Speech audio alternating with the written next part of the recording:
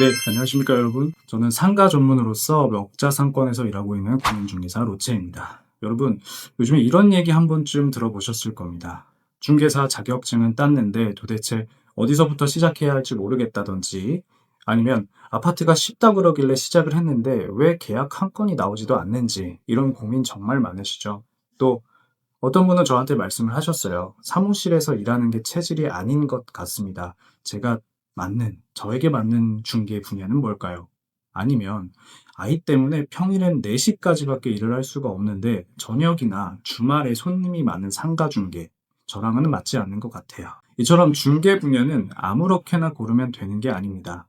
내 삶의 조건, 그리고 나의 성향, 내가 원하는 수익 구조에 맞게 선택을 하셔야 됩니다. 물론 시장에서 콩나물 고르듯이 막 직감대로 선택하시는 분들도 있으세요. 저분은 돈 많이 버니까 나도 저거 따라 해봐야지. 이거는 잘 쉬워 보이니까 나도 할 수 있겠다.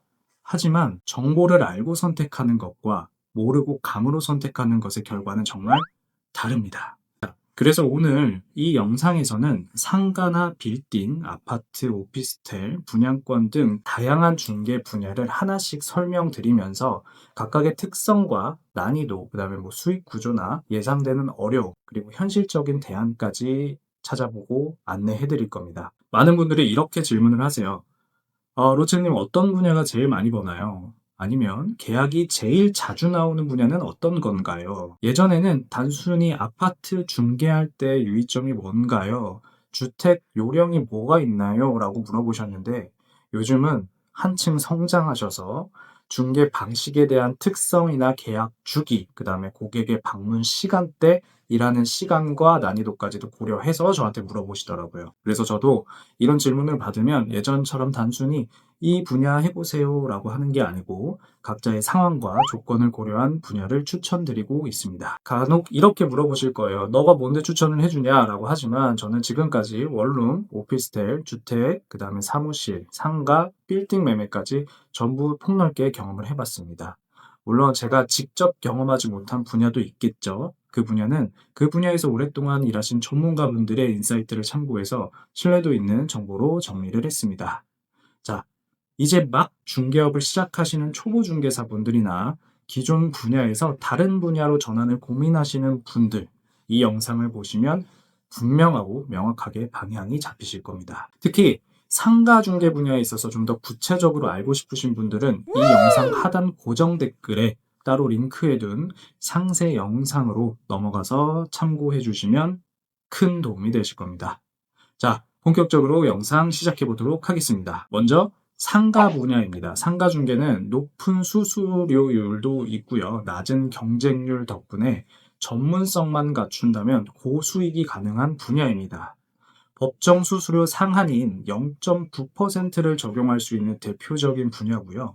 예를 들어서 보증금 1억에 월세 300만 원짜리 상가를 계약하면 한 270에서 300만 원 정도 될 겁니다. 이처럼 계약 한 건만으로 큰 수익을 기대할 수가 있어요. 하지만 문제는 매물 확보가 어렵다는 겁니다. 일반 플랫폼에 노출되지 않는 경우가 많죠. 최소 3개월에서 6개월은 직접 발로 뛰셔야 합니다.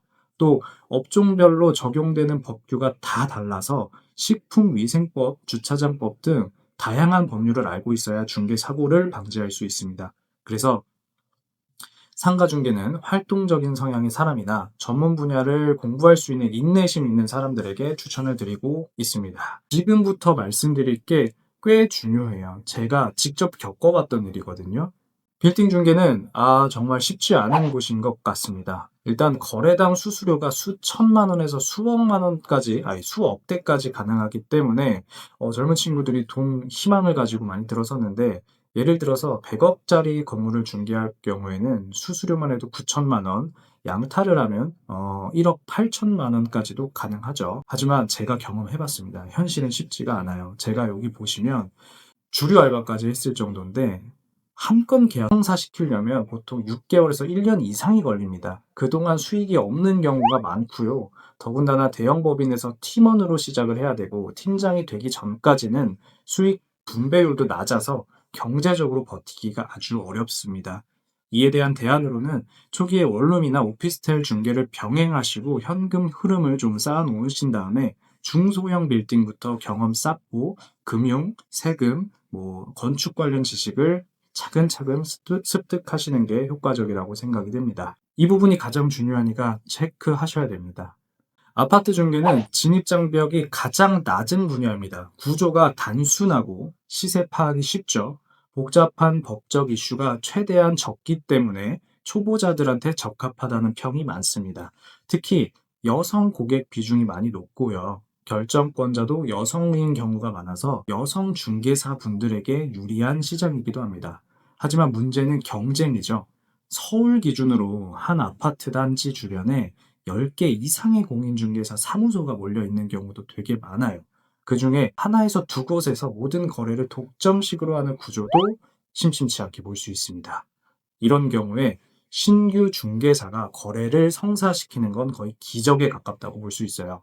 이러한 경쟁을 피하기 위해서는 입주 예정 단지에 처음으로 들어가거나 재건축 단지에 들어가시는 등의 틈새 시장을 공략하거나 아니면 여성 고객 맞춤 상담 전략적으로 차별을 두어야 할 필요가 있습니다. 원룸이랑 오피스텔은 같이 한번 말씀을 드려볼게요. 일단 계약 단가는 낮을 수는 있는데요. 거래가 빈번하게 이루어지는 특징을 가집니다. 보통 보증금과 월세를 합산한 금액, 그러니까 환산 보증금의 0.4% 정도가 수수료로 적용이 되는데요. 계산을 해보면 생각보다 많이 작으실 겁니다. 상한선도 있고요. 하지만 이런 계약이 한 달에 10건 혹은 20건 반복이 된다면 월 수익이 200에서 300만 원 정도는 가능합니다. 특히 사회초년생이나 대학생 등 1, 2인 가구의 수요가 많기 때문에 매물도 끊이지 않는 편이고요.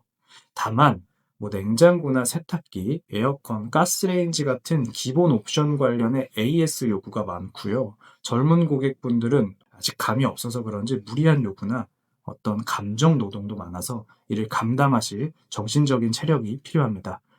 또 오피스텔은 주택수 포함 여부에 따라서 아니면 임대사업자 등록 여부에 따라서 취득세나 전입신고, 세금 등이 복잡해서 전문적인 정확한 세무 지식이 필요합니다. 이런 복잡성을 커버하기 위해서 정형화된 계약 매뉴얼을 만들고 세무사나 법무사와 연계해서 신뢰를 쌓는 것도 하나의 방법이 될 수 있습니다. 또 마찬가지로 분양권 중개는 빠르고 역동적인 거래가 장점입니다. 종이 한 장이 수천만 원에서 억대 가치를 가지는 시장입니다. 한 건만으로도 엄청난 수익을 낼 수 있는 구조이기 때문에 예를 들어 웃돈 5천만 원이 붙은 분양권을 거래할 경우에는 양타로 따지면 수익이 진짜 어마어마합니다.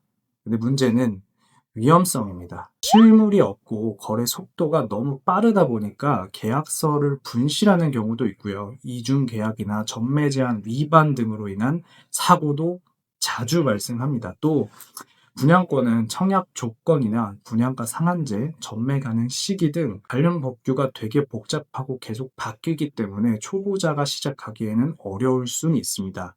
그래서 이런 리스크를 줄이기 위해선 분양권 거래에 필요한 법적 지식을 사전에 철저하게 공부하시고 반드시 원본 계약서를 확인하는 등 이런 기본에 충실을 해야 리스크를 줄일 수 있습니다.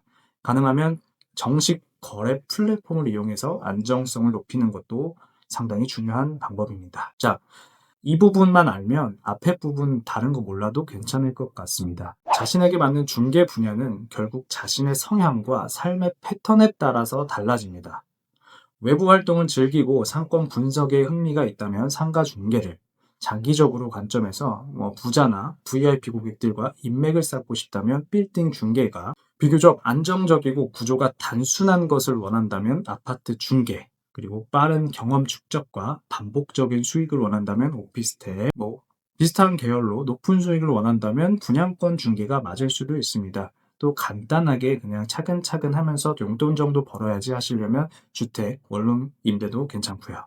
어떤 분야를 하든 깊이 있게 접근하시고 단점까지 고려해서 전략적으로 해야지 중개사로서 성공하실 수 있습니다. 이 영상이 도움이 되셨다면 좋아요와 구독, 알림 설정 부탁드리고요.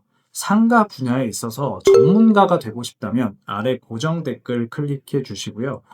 누구보다 빠르고 정확하게 상가 분야에 대한 전문가가 되실 수 있도록 도와드리겠습니다.